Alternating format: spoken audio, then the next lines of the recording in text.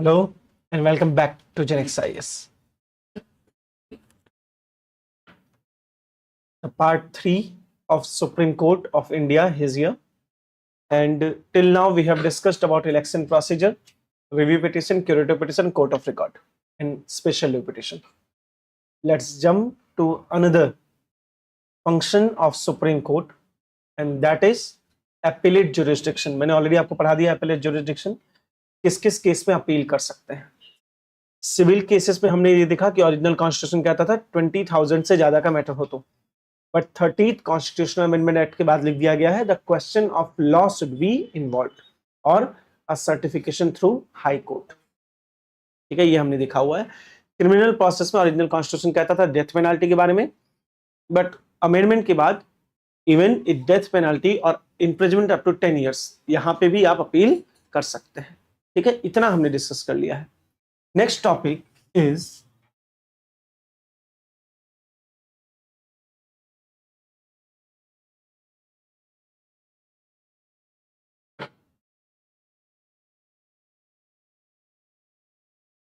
removal process of judges of Supreme Court. ठीक है, ये one of the last topic भी है और लेंथी टॉपिक भी है, रिमूवल प्रोसेस. देखिए पीपीटीज में क्वेश्चन के सिवाय कुछ नहीं होता, इसलिए आप पीपीटी अगर मुझसे एक्सपेक्ट करें तो आपसे बड़ा बेवकूफ कोई नहीं है. जिसको चाहिए मैं भेज दूंगा, खाली क्वेश्चन ही. मुझे पीपीटी से पढ़ाने में मजा नहीं आती, मेरी पुरानी आदत है. I like to teach by myself. Under article 124 sub clause 4, ये आपको याद रखना पड़ेगा. 124 सब क्लॉज 4, इसमें सुप्रीम कोर्ट के जज को रिमूव करने के ग्राउंड स्पेसिफाई किए गए हैं. There are 2 grounds. कौन कौन से? Misbehave and incapacity. ये 2 ही ग्राउंड है, इसके सिवाय कोई ग्राउंड नहीं है. मिसबिहेव और इनकैपेसिटी, ये 2 ग्राउंड है. ठीक है, what is misbehave? Misbehave it mean taking bribes, corruption या नेपोटिज्म या anything else which is not constitutional और एथिकल, उसे हम मिसबिहेव कह सकते हैं. While what is incapacity? जज मेंटली इल हो सकता है, फिजिकली इनकैपेबल हो सकता है ना. इनकैपेसिटी मतलब incapacity to deliver, either mental incapacity, psychological incapacity और फिजिकल इनकैपेसिटी. इन 2 ही ग्राउंड पे आप सुप्रीम कोर्ट के जज को रिमूव कर सकते हो.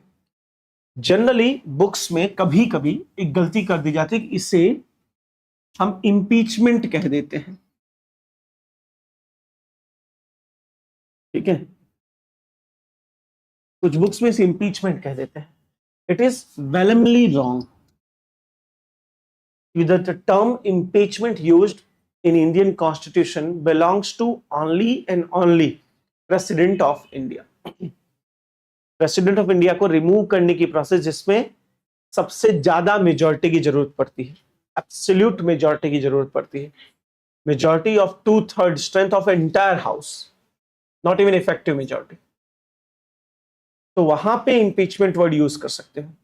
But for the supreme court जजेस the real term used is removal, not impeachment. Interestingly, the same to same article applies to even the remove the judge of Supreme Court. Article अगर 213 article है उसके लिए, but procedure is exactly same. तो high court के जज को remove करना हो या सुप्रीम कोर्ट के जज को रिमूव करना हो, defined procedure is same for both. क्यों? क्योंकि कॉन्स्टिट्यूशन में ग्राउंड्स दिए जाते हैं. प्रोसीजर ने ग्राउंड दिया है, मेजॉरिटी दी है कि कौन सी मेजॉरिटी रिक्वायर्ड है. तो under article 124 sub clause 4 there are majority which is specified is special majority. It mean पहला, majority of house. What is majority of house? अगर strength of the house is 545 तो उसके half से ज्यादा, इसको majority of house कहा जाता है. मेजॉरिटी ऑफ हाउस मतलब 545 प्लस सपोज लोकसभा में है तो उसका half is 273, more than 2 half. अगर 273 मेंबर्स हाँ बोल दे तो ये पहली कंडीशन स्पेसिफाई होती है। कंडीशन नंबर 2, उस दिन जितने लोग प्रेजेंट हो, जरूरी तो नहीं 545 पूरे प्रेजेंट हो, लेट सपोज दिन 450 लोग ही प्रेजेंट थे, तो 2/3 ऑफ प्रेजेंट एंड वोटिंग, ये भी बहुत इंपॉर्टेंट हो जाता है। 2/3 ऑफ प्रेजेंट एंड वोटिंग, इन दोनों को मिलाकर स्पेशल मेजॉरिटी बनती है। तो कॉन्स्टिट्यूशन का आर्टिकल 124 कहता है कि we need a special majority on these two grounds, but what should be the procedure? It is absolutely dependent, it actually depend on law made by parliament.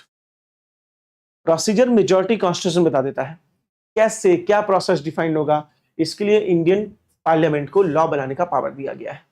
इसी power का use करके Indian parliament ने बनाया है the removal of जजेस, और simply जजेस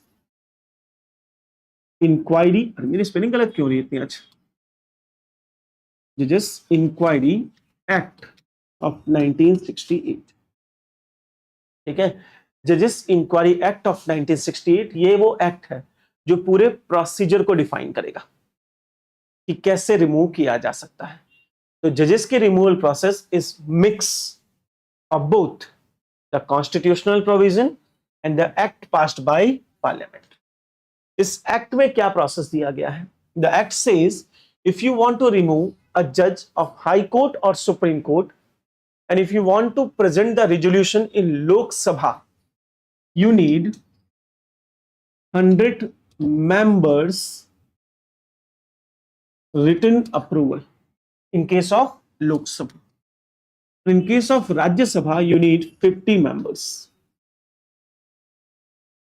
लोक सभा में रिजोल्यूशन लाना है 100 एमपी चाहिए, राज्यसभा में रिजोल्यूशन लाना है 50 एमपी चाहिए। ये तो रिजोल्यूशन लाने के लिए चाहिए। ठीक है, लेट्स सपोज 100 लोगों ने रिजोल्यूशन ला दिया है, जो कि रिसेंटली हुआ, आप सबने देखा होगा। एक हाई कोर्ट के जज के घर पे आग लग गई, फायर ब्रिगेड आई, आग बुझाने पर पता चला कि जली हुई नोट्स मिल रही है, घर में कैश पड़े थे करोड़ों। जज की इतनी सैलरी नहीं होती, आए कहां से? तो serious case of corruption on face दिखा। जज को तो ऑब्वियसली संट कर दिया गया, मतलब रिमूव नहीं किया, संट किया गया है, बाकी प्रोसीजर चालू है पूरी। मान लीजिए जैसे कोई जज है और 100 लोगों ने लोकसभा में सपोर्ट कर दिया है, प्रोसेस आया है, ये resolution will be presented in front of chairman और स्पीकर।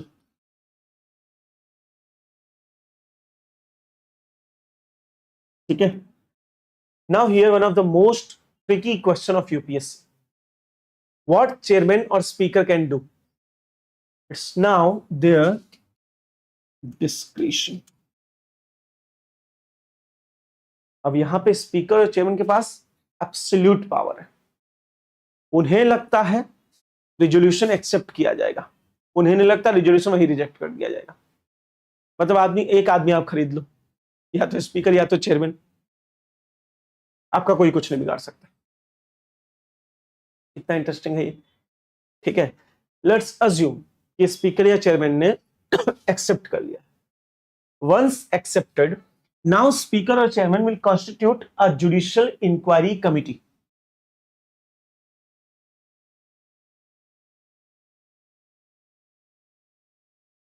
ठीक है, this committee must consist of 1 CJI, chief justice of India, और अगर केस सुप्रीम कोर्ट के चीफ जस्टिस पे ही है तो एनी सीनियर मोस्ट जज। ठीक है, second, any one chief justice of high court, and third eminent jurist. ठीक है, ऐसे 3 लोगों की एक कमिटी बनाई जाएगी, आइदर सीजीआई और सीनियर मोस्ट जज, CGI of any high court and eminent jurist. Now everything depend on them. अगर ये चाहें, ये तीनों इंक्वायरी करें और इंक्वायरी करके अगर ये अपनी रिपोर्ट में जज को कह दे कि भाई ये तो इनोसेंट है, once there report comes and they certify जज as innocent, entire proceeding stops, वहीं सब खत्म हो जाएगा। मतलब इमेजिन कीजिए आप, हमने फर्स्ट लेक्चर में ये देखा कि जजेस को अपॉइंट जज खुद कर रहे हैं और रिमूव भी बिना जज के नहीं हो सकते। तो जजेस की अकाउंटेबिलिटी क्या है? वो तो जो चाहे वो कर सकते हैं। नहीं, कितना सिंपल है भाई। किसी की अकाउंटेबिलिटी कैसे इंश्योर की जाती है? या तो उसे आप अपॉइंट करते हो या तो रिमूव करते हो। इंडिया की जुडिशरी में ना अपॉइंट कर सकते हैं ना रिमूव कर सकते हैं विदाउट जजेस इंटरफेरेंस। इसलिए काफी लोग कहते हैं कि इंडिया में इलेक्टेड गवर्नमेंट तो नाम की होती है। The real king is court. Even court sometime acts as a king, entirely independent body. इसका कोई लेना देना नहीं होता आपसे, वो जो चाहे कर सकते हैं, क्योंकि उन्हें पता है हटाने के लिए भी जज चाहिए, लाने के लिए भी जज चाहिए। तो एग्जीक्यूटिव्स के पास कोई पावर नहीं है। यहां अगर आप देखो तो ये strict separation of power follow कर रहा है, but it somehow misses checks and balances. ठीक है, अगर ये इंक्वायरी कमिटी अज्यूम करते हैं कि ये ऐसा पा रही है कि भाई गिल्टी है जज, अगर इस इंक्वायरी कमिटी ने जज को गिल्टी बोल दिया, अब ये भेजा जाएगा to the house, house will put on vote. Voting में कौन सा मेजॉरिटी चाहिए? स्पेशल मेजॉरिटी चाहिए, है ना। तो अगर हाउस ने स्पेशल मेजॉरिटी से इसको पास कर दिया, then this bill will be sent to another house. वहां स्पीकर या चेयरमैन के पास कोई पावर नहीं है, वहां कोई ऐसी इन्वेस्टिगेशन नहीं होने वाली है। हमारे एक वाइस प्रेसिडेंट हुआ करते थे, धाकर साहब, जयदीप धाकर, लास्ट वाइस प्रेसिडेंट। उनको रिजाइन करना पड़ा। कुछ लोग कहते हैं शायद इसकी वजह से, क्योंकि जिस जज के अगेंस्ट करप्शन केस था, अपोजिशन उनके अगेंस्ट लेके आए रिमूवल मोशन। गवर्नमेंट चाहती थी कि अभी ना आए रिमूवल मोशन, बट धाकर ने वो रिमूवल मोशन एक्सेप्ट कर लिया था, बीइंग चेयरमैन ऑफ राज्यसभा।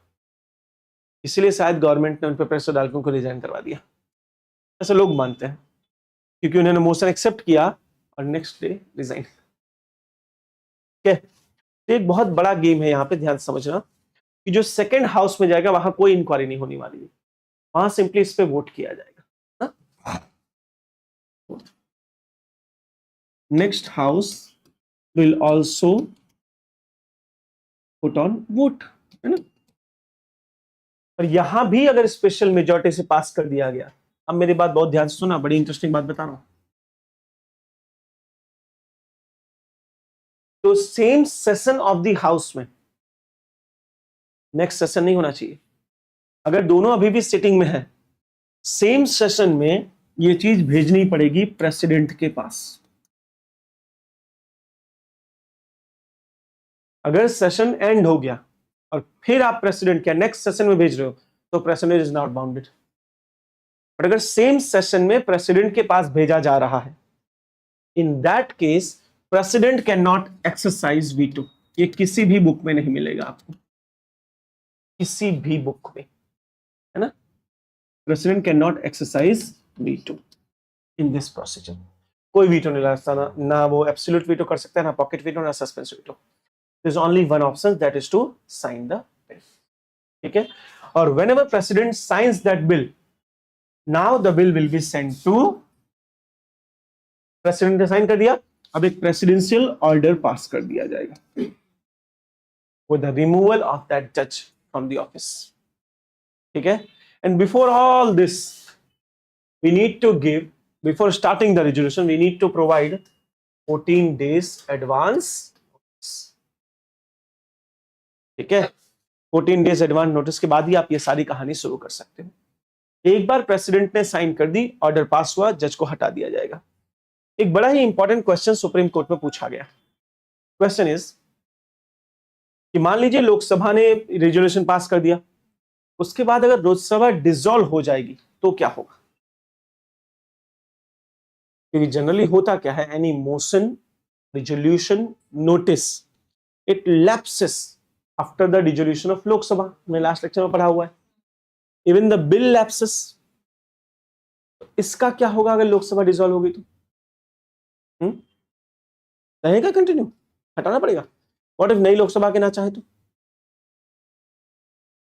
यहां सुप्रीम कोर्ट ने एक बहुत बड़ी डॉक्ट्रिन यूज की। सुप्रीम कोर्ट ने कहा, तो इसलिए आपकी बुक में लिखा ही नहीं आज तक, सुप्रीम कोर्ट ने कहा कि this process is a quasi judicial process.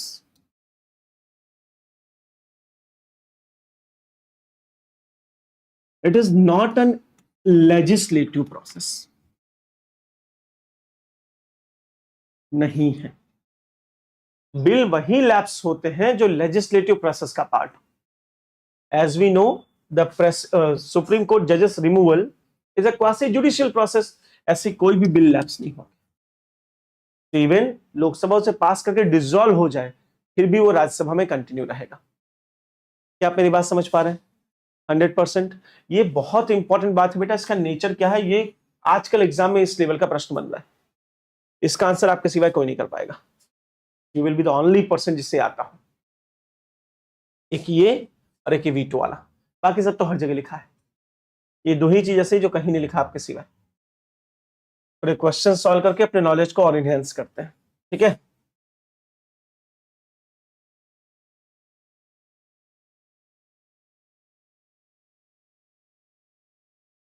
Try कीजिए। With reference to procedure for the removal of Supreme Court judges, consider the following statement. The Speaker of Lok Sabha is constitutionally mandated to admit a removal motion if it is signed by at least 100 members of the House. True, false? True. True. True. True. False कौन बोला मैं? शाबाश, नालायक लोग। It is not constitutionally mandated. It is a discretion. लिखा था फिर भी गलत जवाब देते हो, तुम्हें तो भगवान नरक में भी माफ ना करे। नरक में तुम्हारे पापों की सजा देने के बाद तुम्हारी आत्मा को नरक में रखा जाए। क्योंकि सर जब क्लियरली लिख रहे हैं कि डिस्क्रिशन है, उसके बाद तुम कहते हो मैंडेटरी है। सोचो तुम्हारा पाप किस लेवल का है कि नहीं? माफ कर देगा भगवान? कभी नहीं करेगा। बोलेगा एक आदमी अपना गला फाड़ फाड़ के चिल्ला रहा है तुम गधों के लिए। हद हो गई यार। It is not constitutionally mandate, is a discretion. The three, अभी जिससे पूछूंगा जवाब देना। The 3-member committee constituted to investigate the charge must include a Chief Justice of India as one of its members. Yes. True, false? नहीं लिखा। Constitution committee के बारे में तो लिखा ही है। अच्छा तो एक मिनट, कॉन्स्टिट्यूशन की कहां बात कर रहा है? कॉन्स्टिट्यूटेड मतलब बनाना, कॉन्स्टिट्यूशन की बात ही नहीं कर रहा। Absolutely. It is not must. It is may. अगर उसी के अगेंस्ट रिमूवल है तो लाएंगे? नालायक लड़की, भगवान नहीं माफ करेगा। फिर से सेम अप्लाई। तुझे वाहिगुरु नहीं माफ करेंगे, भगवान तो नहीं करेगा, तो पक्का है। भगवान को पता चला सिख है, गलत जवाब दे दिया, बोले इसको डबल सजा मिलेगी। पहला कन्वर्जन की सजा और दूसरा सिख होके गलत जवाब। फिर यहां की सजा भुगत के जाएगी गुरु ग्रंथ साहब के पास, वहां भी सजा मिलेगी। बोले कि ले नरक में ही रहना है पूरी जिंदगी, तुम लोग, तुम्हारे कर्म ऐसे हैं। इट नॉट मस्ट, क्योंकि अगर सीजीआई के अगेंस्ट है, सीजीआई को थोड़ा इंक्लूड करेंगे तो सीधे मोस्ट जज हो जाएगा। If the investigation committee finds जज not guilty of the charges, the removal motion can not be taken up for debate in either house of the parliament. बता विवेक। ट्रू। अगर नॉट गिल्टी बोल दिया तो वहीं पे खत्म हो जाता है मोशन। ठीक है। The judges under investigation has a legal right to be heard and to be cross-examined witnesses before the investigation committee. क्या जजेस के पास ये लीगल राइट है कि वो विटनेस को क्रॉस चेक कर सकता है? याची क्या लगता है? उसके खिलाफ तो कहीं की तुझे भी सजा मिलेगी। अरे भाई साहब, विटनेस को क्रॉस एग्जामिन करने का मतलब तो पूछना कि भाई सही तूने सही में देखा था, तो ये तो वो कर ही सकता ना। यही तो प्रिंसिपल ऑफ नेचुरल जस्टिस है कि आपको भी सुना जाएगा। कोई आपके खिलाफ कुछ बोल रहा है तो आप उसको क्रॉस एग्जामिन तो कर ही सकते हो ना कि भाई तू ऐसा क्यों बोल रहा है, नहीं कर सकते? तुम लोग के पाप का घड़ा नहीं, पाप का ड्रम भरा है, सोचो फूटेगा तो क्या होगा। ये भी रॉन्ग, ये भी रॉन्ग, ये भी wrong, only one statement is true, option से। किसी ने ऑनलाइन जवाब दिया क्या, देखने दे तो, सब नालायक। कौन सा वाला, फिर से बोल। फोर्थ वाला, अच्छा फोर्थ बाकी क्या? हाँ तो फोर्थ तो ये हाँ सॉरी सॉरी सॉरी सॉरी बाबा, तुम लोग के साथ मेरे पाप भर गया है ना। Only two is the correct statement. चलें आगे। Consider the following statement regarding the voting and completion of the removal process. The motion for removal, कोई भी है ना मत बोलना, जिसे मुझे बताना। The motion for removal must be passed by a majority of total members of the house and majority of not less than 2/3 of the member present and voting. पक्का देख, तुझे डबल सजा मिलेगी, ठीक है। If a removal motion is passed in Lok Sabha but the house is dissolved before the Rajya Sabha can vote on it, the motion does not lapse and remain active for the next Lok Sabha. Vivek, sorry, Mayur, true. Vivek, हाँ जोर से बोल, true true. कोई false बोल रहा है, कोई अच्छा बच्चा नहीं है, क्योंकि वो एक जुडिशियल प्रोसेस है। ये भी ट्रू, ये भी true. Option 3, the president of India has the discretionary power to refuse to sign the removal order. Do he have the power? He don't have any power. President को तो sign करना ही है, veto है नहीं उसके पास।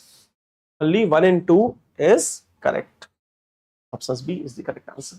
ठीक है, नालायक बच्चों को एक भी क्वेश्चन नहीं आ रहा, इतना 8-9 लोग लाइव है, बताओ किसी काम के नहीं।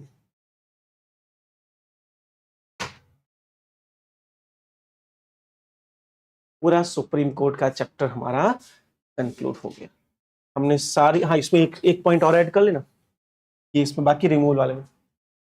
Generally, due to separation of power, the parliament cannot discuss conduct of a judge and court cannot discuss conduct in parliament.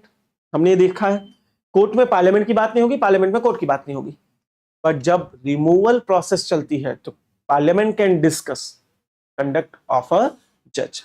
Process बहुत लंबी है, इसलिए आज तक एक भी सुप्रीम कोर्ट का जज रिमूव नहीं हुआ है, एक भी नहीं हुआ है। एक के खिलाफ प्रोसेस स्टार्ट हुई थी 1992 में, वो पंजाब हरियाणा के चीफ जस्टिस हुआ करते थे, तब थोड़े कांड किए थे। उसका केस जब वो सुप्रीम कोर्ट में प्रमोट हो गया तब चालू हुआ। स्पीकर ने एडमिट किया, कमिटी बनी, कमिटी ने गिल्टी पाया कि हाँ भाई करप्शन हुआ है। लोकसभा के लिए वोटिंग, लोकसभा में वोटिंग के लिए आए। कांग्रेस पार्टी उस समय अपोजिशन में थी, सॉरी खुद की गवर्नमेंट थी कांग्रेस की, और गवर्नमेंट ने ही वोट देने से मना कर दिया। हम वोट नहीं देना चाहते। भाई साहब जब तुम वोट ही नहीं दोगे तो मेजॉरिटी ऑफ द हाउस कहां से आएगी? क्योंकि 273 तुम्हारे पास है, तभी तो तुम्हारी सरकार है, और तुम ही वोट नहीं दोगे तो बचे ही 273 से कम। तो ऐसे रेजोल्यूशन पास नहीं हुआ था, एक बार हुआ है। वोट ना देने के पीछे कुछ कारण है, कभी और बताऊंगा, अंदर अंदर था कुछ। ये वही जज से जिसने बोफोर्स स्कैंडल में राजीव गांधी को इनोसेंट बताया था, तो गिव एंड टेक। ठीक है, ठीक है, पूरा डन। अब सुप्रीम कोर्ट से मेरे हिसाब से कोई ऐसा क्वेश्चन नहीं बनना चाहिए जो तुम्हें नहीं आता, क्योंकि तुम्हें लगभग अब हमने सारी बातें बता दी जितना इस चैप्टर से बन सकता। फिर भी एक आध दो बार घुमा के देख लेते हैं, कोई एक आध क्वेश्चन बाकी रह गया हो तो। भी हो गया ना, ये भी हो गया रिव्यू पिटीशन। अच्छा एडमिनिस्ट्रेटिव पावर, हाँ ये बाकी है ना भाई, एडमिनिस्ट्रेटिव पावर तो बाकी है। कैसे तुमने बोल दिया नहीं कर सकते? अभी सुनो, अभी बहुत बाकी है। रिसेंटली सुप्रीम कोर्ट ने एक चीज डिफाइन की कि चीफ जस्टिस ऑफ इंडिया का जो ऑफिस है that would be under RTI, right to information act. पूरा सुप्रीम कोर्ट नहीं होगा, कोर्ट के डिसीजंस नहीं होंगे, बट चीफ जस्टिस का administrative office will be now under the RTI। And most important चीज, चीफ जस्टिस के बारे में ये बहुत ध्यान सुनना बेटा, मेरा टॉपिक रह गया तो मुझे याद ही नहीं था। चीफ जस्टिस के बारे में एक बात कही जाती है, he is one among others. मतलब चीफ जस्टिस नाम में चीफ जस्टिस है, बट जब वो अदर जजेस के साथ जजमेंट देने बैठता है तो उसके पास कोई स्पेशल पावर नहीं होती। समझ रहे हो कि नहीं समझ रहे हो? 4 जज बैठे हैं या 5 जज बैठे हैं, इसमें चीफ जस्टिस का वोट एक ही काउंट होगा, दो नहीं, उसकी सेम वैल्यू है, तो उसे चीफ जस्टिस क्यों कहा जाता है? फनी, क्योंकि इसके पास एक बहुत बड़ी पावर है जिसको हम कहते हैं मास्टर ऑफ रोस्टर। ये समझना, जो भी केस सुप्रीम कोर्ट में जाता है, सुप्रीम कोर्ट में 34 जजेस हैं, किस जज के पास कौन सा केस जाएगा, किस बेंच के पास कौन सा केस जाएगा, ये डिफाइन करता है मास्टर ऑफ रोस्टर। ये कौन बनाता है? Chief justice. और ये चीफ जस्टिस की एब्सोल्यूट पावर है, जुडिशियल रिव्यू नहीं होता इसका। चीफ जस्टिस चाहे जो केस जिसको देना उसको दे। हुआ यूं था 2018 में वर्ल्ड जुडिशरी में, यानी वर्ल्ड की जुडिशरी में पहली बार ऐसा हुआ कि 4 सीनियर मोस्ट जजेस ने एक प्रेस कॉन्फ्रेंस की, इसमें रंजन गोगोई भी थे। एक प्रेस कॉन्फ्रेंस की और प्रेस कॉन्फ्रेंस करके उन्होंने पब्लिक में ये आके कहा कि चीफ जस्टिस ऑफ इंडिया गलत कर रहे हैं, डेमोक्रेसी खतरे में है, क्योंकि वो मास्टर ऑफ रोस्टर बनाने के अधिकारी हैं और वो मास्टर ऑफ रोस्टर जो बनाते हैं वो जितने सीरियस केसेस हैं वो लोअर जजेस को, जूनियर जजेस को दे रहे हैं, सीनियर को कोई केस ही नहीं दे रहे। इन्वेस्टिगेशन हुई तो पता चला, मतलब न्यूज़पेपर इन्वेस्टिगेशन किया, पता चला एक कंपनी है, मैं नाम नहीं लेना चाहूंगा, नहीं है, ले लिया, सॉरी, एक कंपनी है कि उसके केसेस एक ही जज के पास गए, 31 केसेस सेम जजेस। इंटरेस्टिंगली उसमें से 29 केसेस वो कंपनी जीत गई। कहीं ना कहीं कुछ ना कुछ तो रिलेशन दिख रहा है। इस पे जस्टिस दीपक मिश्रा उस समय चीफ जस्टिस हुआ करते थे, उनके खिलाफ बहुत बड़े एलिगेशंस लगे थे कि मास्टर ऑफ रोस्टर को उन्होंने चेंज किया है अपने बेनिफिट के हिसाब से। But as we know master of roster is a power of chief justice of India, उसमें कोई कुछ कर नहीं सकता। क्या आप मेरी बात समझ पा रहे हैं? तो एडमिनिस्ट्रेटिव फंक्शन में ये एक बहुत बड़ा फंक्शन है चीफ जस्टिस का, जिसकी वजह से चीफ जस्टिस कहा जाता है। सेकंड, सुप्रीम कोर्ट में जो लोअर क्लर्कियल स्टाफ है उनकी नौकरी देना वो भी चीफ जस्टिस का काम है, इसलिए ये दो उनके बहुत स्पेशल फंक्शन हो जाते हैं। ठीक है, जैसे यहाँ पे लिखा हुआ है, the supreme court has the power to transfer cases from one high court to another high court directly under article 139 sub clause A. Yes, Supreme Court have power to transfer cases. ठीक है, the rules for regulating the practice and procedure of Supreme Court are made by the court itself, subject to the approval by the president. अरे हाँ यार, बहुत चीज रह गया, ये सब मैं कहाँ आ गया बताओ मुझे। मैं वही सोच रहा था अभी 1.5 घंटे लेक्चर चलना चाहिए था, ये आधे में कैसे खत्म हो गया? 4-5 टॉपिक रह गए, एक बहुत इंपॉर्टेंट टॉपिक है।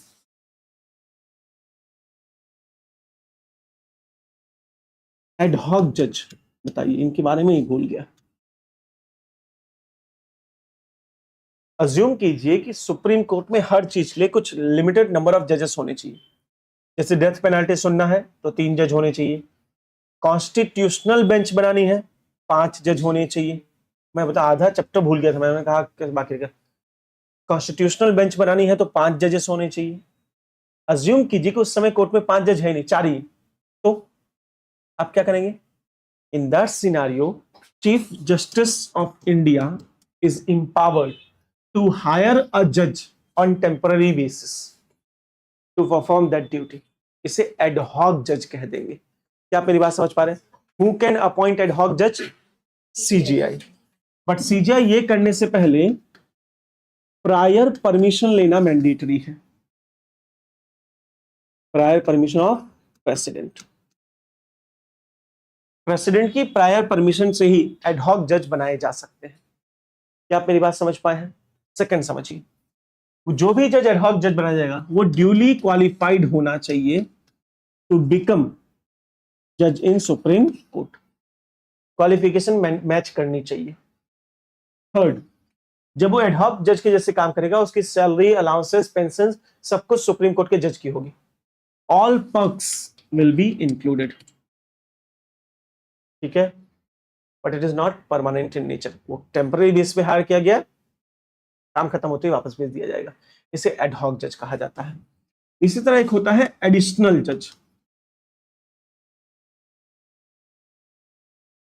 बट ये थोड़ा अलग हो जाता है।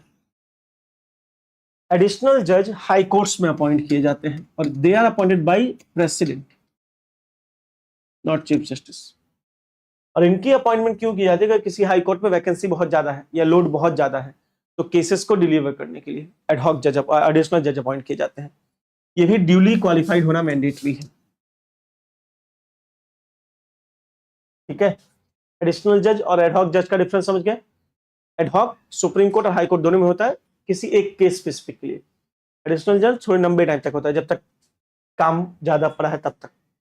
ठीक है, ये दोनों टाइप ऑफ जजेस हैं, इनके बारे में हमें पता होना चाहिए। प्लस बहुत सारी और पावर है सुप्रीम कोर्ट के पास, जैसे कि आर्टिकल 143, इसे हम कहते हैं advisory jurisdiction. What is advisory jurisdiction? President of India is empowered कि अगर उसे कहीं भी लीगल क्वेश्चन में कोई डाउट आ रहा है, अगर प्रेसिडेंट ऑफ इंडिया को लगता है कि भाई ये चीज समझ में नहीं आ रही, इसमें क्या एक्शन लें क्या ना लें, in that scenario they can ask it from the supreme court कि आप बताइए क्या किया जाए क्या ना किया जाए। क्या आप समझ रहे हैं? सुप्रीम प्रेसिडेंट जब सुप्रीम कोर्ट से पूछता है तो उसे प्रेसिडेंशियल रेफरेंस कहा जाता है। प्रेसिडेंशियल रेफरेंस, ठीक है, मेरी बात सुनना। ये रेफरेंस दो टाइप का हो सकता है। अगर कोई ऐसा क्वेश्चन है जो कि प्री कॉन्स्टिट्यूशनल ट्रीटी से आ रहा है, कॉन्स्टिट्यूशन बनने से पहले का question, in that case supreme court is binding to answer. Supreme court answer देने से मना नहीं कर सकती। ठीक है, बट अगर क्वेश्चन पोस्ट कॉन्स्टिट्यूशन है तो supreme court have discretion. Supreme court चाहे तो आंसर दे, चाहे तो मना कर दे। ठीक है, but if supreme court decides to give answer, then there must be a constitutional bench, मतलब कम से कम 5 जज होने चाहिए। बिना 5 जज के सुप्रीम कोर्ट इसका आंसर नहीं दे सकती। इस साल ये बहुत इंपॉर्टेंट है क्योंकि हमारे प्रेसिडेंट ने पूछा हुआ है सुप्रीम कोर्ट से, जो गवर्नर का जजमेंट आया था उस पर, तमिलनाडु गवर्नमेंट का जजमेंट आया था उस पर 14 क्वेश्चन पूछे, तो बहुत सीरियस क्वेश्चन थे उसके। ठीक है, तो कॉन्स्टिट्यूशनल बेंच, ये बहुत इंपॉर्टेंट बात है कि कॉन्स्टिट्यूशनल बेंच ही वो आंसर दे सकता है। वॉट एवर आंसर और advice rendered by the court is not binding, ये प्रेसिडेंट पे बाइंडिंग नहीं होती है। प्रेसिडेंट चाहे तो उस एडवाइस पे काम करे, चाहे तो ना करे। Am I clear? Okay, next सुनिए। इसके बाद एक और टॉपिक बचा हुआ है कि सुप्रीम कोर्ट की बेंचेस कहां कहां है। एट प्रेजेंट सुप्रीम कोर्ट की एक ही बेंच है, दैट इज दिल्ली। क्या सुप्रीम कोर्ट अदर जगह पे बेंचेस लगा सकता है, केस सुन सकता है? कैसे प्रोसीजर? मान लीजिए बहुत सारे केस लक्षद्वीप से आ रहे हैं, जहां हजारों लोगों को लक्षद्वीप से पूरी 4-5 दिन की जर्नी ट्रैवल करके पहुंचना पड़ता है दिल्ली, और पता चला हजारों केस है, तो इससे बेटर क्या है, 3 जज को भेज दो लक्षद्वीप, वो 1000 लक्षद्वीप, ऐसे 3 जज लक्षद्वीप चले जाएं। ये प्रोसेस है हमारे पास। Supreme court can establish there bench in any part of India if they think सो।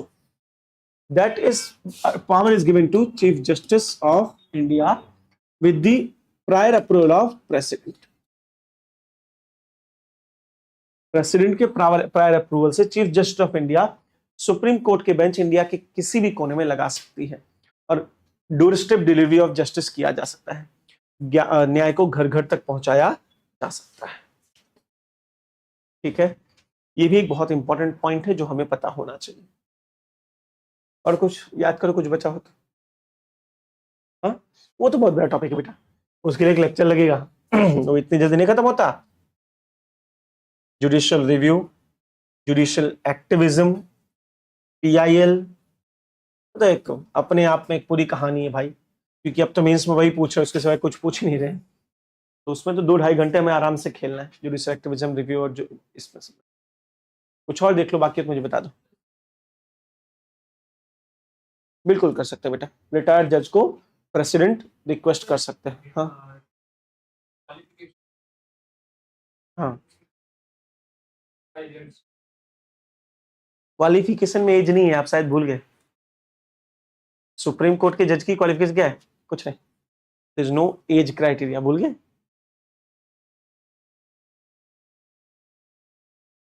पूछिए।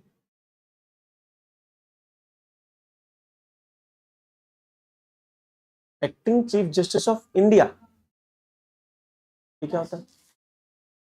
क्या होता है बता तो। हाँ, वो तो मालूम, प्रेसिडेंट अपॉइंट करता है, वो तो कॉमन सेंस है, सभी जज को प्रेसिडेंट अपॉइंट करता है। तो उसमें है क्या? वैकेंट के केस में तो अनेबल टू परफॉर्म इस ड्यूटी पे होता है ये चीज।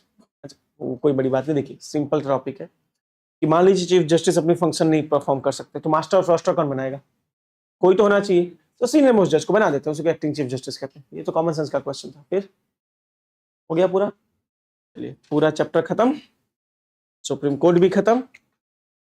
अब जंप करेंगे जुडिशियल रिव्यू, जुडिशियल एक्टिविज्म, और अपने आप में एक बहुत बड़ी कहानी। Brijesh Chaurasia, good morning. अरे ब्रिजेश, गुड मॉर्निंग बेटा, गणा दी उसे यार।